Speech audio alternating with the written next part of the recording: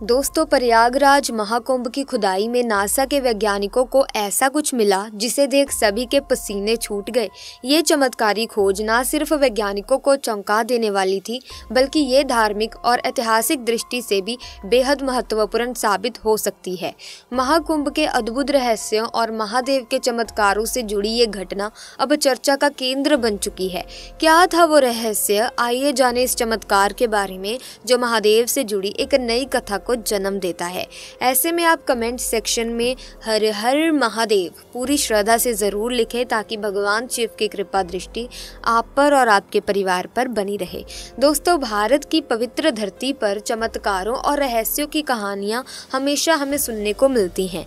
ऐसा ही चमत्कार हाल ही में प्रयागराज महाकुंभ की खुदाई के दौरान हुआ, जिसने सभी को हैरान कर दिया और ये भी बता दिया कि भारत में चमत्कारों की कमी नहीं है।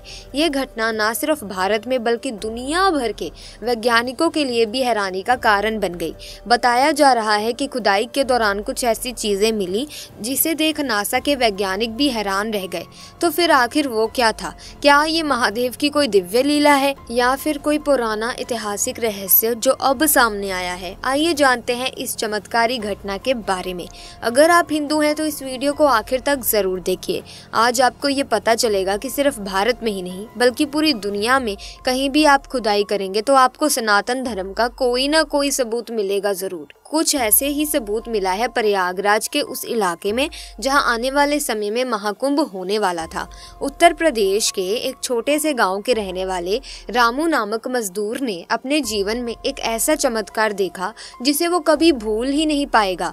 रामू, जो कि प्रयागराज में महाकुंभ के शंख द्वार के निर्माण के लिए काम कर रहा था, दिन रात खुदाई में व्यस्त था।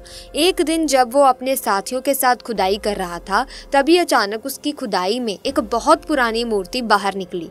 ये मूर्ति काफी भारी और पौराणिक लग रही थी और जब रामू ने उसे देखा तो उसकी आंखों में हैरानी और विस्मय था। ये मूर्ति भगवान शिव की थी जो पार्वती के साथ शंकर जी की गाथा सुनाते हुए बैठी हुई थी। रामू ने खुदाई के दौरान निकली इस मूर्ति को तुरंत अपने घर ले जाने का फैसला लिया। उस समय मजदूरों का ध्यान किसी अन्य काम में था और ठेकेदार भी वहां पर नहीं था। रामू ने उस मूर्ति को चुपचाप अपने घर के मंदिर में रख दिया, ये सोचकर कि इससे उसकी किस्मत बदल जाएगी। अगले दिन रामू जैसे ही खुदाई पर पहुंचा, उसे अचानक वहां एक और चमत्कारी चीज मिल गई। एक बहुत पुराना शाही मुकुट जो किसी राजा के समय का प्रतीत हो रहा था। वो दिन प्रतिदिन नई नई वस्तुएं पाकर हैरान था, लेकिन मूर्ति के बाद उसे कोई और चीज इतनी खास नहीं लगी। उसे लगा कि अब उसकी जिंदगी में कुछ बड़ा बदलाव होने वाला है। लेकिन जैसे जैसे समय बीतता गया, रामू को अजीब अजीब से सपने आने लगे। एक दिन उसे सपने में खुद भगवान शिव दिखाई दिए, जो उसे आगाह कर रहे थे कि जो उसने किया वो गलत था। अगले कुछ दिनों में रामू को डरावने सपने आने लगे जिसमें उसे शिव जी का क्रोधित रूप दिखता है। रामू ने समझ लिया कि ये सब उसकी गलतियों का परिणाम है। रामू ने निश्चय किया कि अब वो मूर्ति को वापस करेगा, लेकिन डर के मारे वो किसी से कुछ नहीं कह पा रहा था। फिर एक दिन उसने चुपके से मूर्ति को लेकर खुदाई स्थल पर पहुंचा और झूठ बोलते हुए कहा कि वो मूर्ति उसे खुदाई के दौरान मिली थी। सब लोग हैरान रह गए, लेकिन उन्होंने उसका विश्वास किया। जल्द ही एक टीम के वैज्ञानिकों ने मूर्ति की जांच की और जब रिपोर्ट सामने आई तो सबके होश उड़ गए। ये मूर्ति लगभग 2500 साल पुरानी थी और बेहद दुर्लभ पत्थर से बनी थी, जो अब कहीं भी नहीं मिलता। सरकार ने तुरंत फैसला लिया कि इस मूर्ति को महाकुंभ के दौरान संग्रहालय में रखा जाएगा ताकि श्रद्धालु इसे देख सकें और इससे जुड़ी सांस्कृतिक धरोहर को महसूस कर सकें। रामू को यह समझ में आ गया कि ये मूर्ति सिर्फ धार्मिक महत्व की ही नहीं बल्कि ऐतिहासिक दृष्टि से भी बेहद महत्वपूर्ण थी। उसने स्वीकार किया कि उसे अपनी किस्मत पर विश्वास था, लेकिन अब वो जान चुका था कि ऐसी मूल्यवान चीज को किसी साधारण व्यक्ति के पास नहीं रहना चाहिए। रामू ने उस दिन के बाद कभी किसी अदृश्य शक्ति से डरने की बजाय भगवान शिव से एक गहरी सीख ली। सच्चाई ही सबसे बड़ी शक्ति है। कुछ समय बाद रामू की जिंदगी में एक और अजीब मोड़ आया।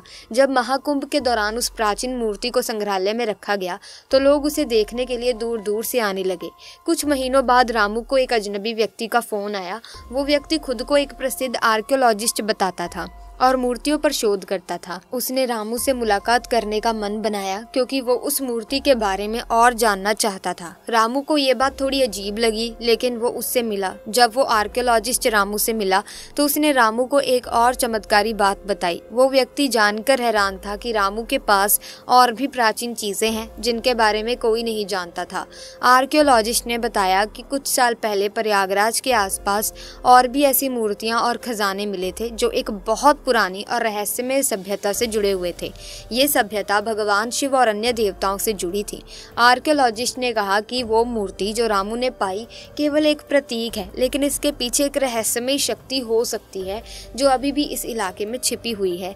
रामू को ये सुनकर और भी हैरानी हुई। उसे लगने लगा कि ये सब कोई साधारण घटना नहीं थी। क्या वो मूर्ति सिर्फ एक ऐतिहासिक वस्तु थी या फिर इसमें कोई गहरी शक्ति छुपी हुई थी? कुछ समय बाद रामू ने और जानने का फैसला किया। उसने आर्कियोलॉजिस्ट के साथ मिलकर प्रयागराज के और कई हिस्सों में खुदाई शुरू की। हर दिन नई नई चीज़ें मिल रही थी जिससे उसे लगने लगा कि वो किसी बड़े रहस्य के करीब जा रहा है। एक दिन खुदाई करते समय रामू और आर्कियोलॉजिस्ट को एक छोटी सी शिला मिली जिस पर एक अजीब सी लिपि लिखी हुई थी।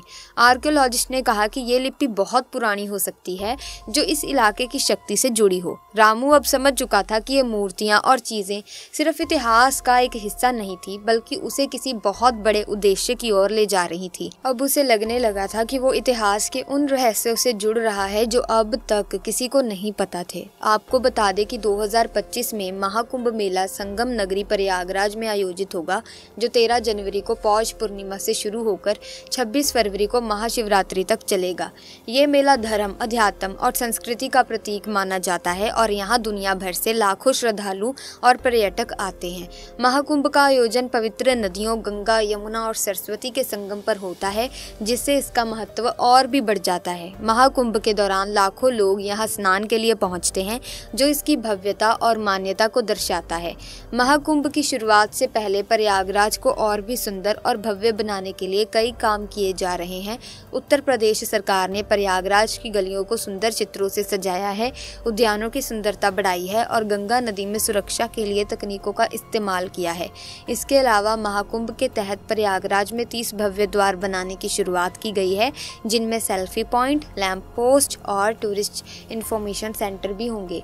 देश भर से मजदूरों को बुलाकर महाकुंभ की तैयारियां भी जोरों पर चल रही हैं। इसी दौरान ये घटना घटित हुई थी जो हमने आपको बताई, जो कि रामू नाम के व्यक्ति से घटित हुई। अब आपने रामू नाम के इस व्यक्ति की घटना से क्या सीखा, हमें कमेंट सेक्शन में ज़रूर बताना। साथ ही दोस्तों, प्रयागराज में आयोजित किए जा रहे महाकुंभ 2025 की सारी जानकारी ऑफिशियल वेबसाइट kumbh.gov.in से प्राप्त की जा सकती है।